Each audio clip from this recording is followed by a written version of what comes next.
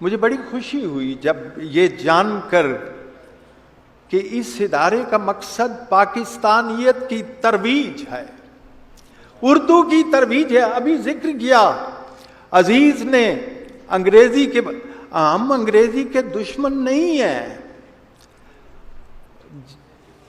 दोस्तों, इंग्लिश जरूरी है हमारे वास्ते, फेल होने को भी एक मजमून होना चाहिए।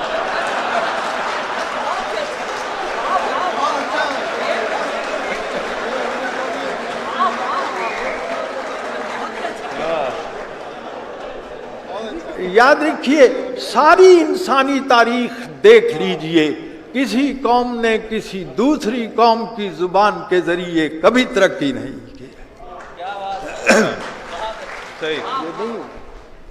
ये नहीं हुआ, ऐसा मुमकिन ही नहीं है। मुझसे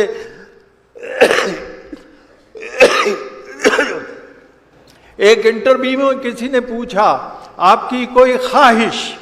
मैंने कहा है।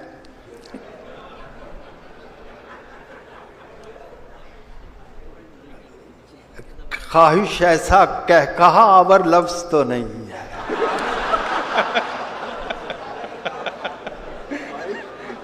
कहने लगी क्या ख्वाहिश है? मैंने कहा कोई गोरा हो, उसके हाथ में एक फार्म पकड़ा हुआ हो और वो फार्म उर्दू में हो, और वो मेरे पास आए और दरखास्त करे कि मुझे पुर कर दीजिए,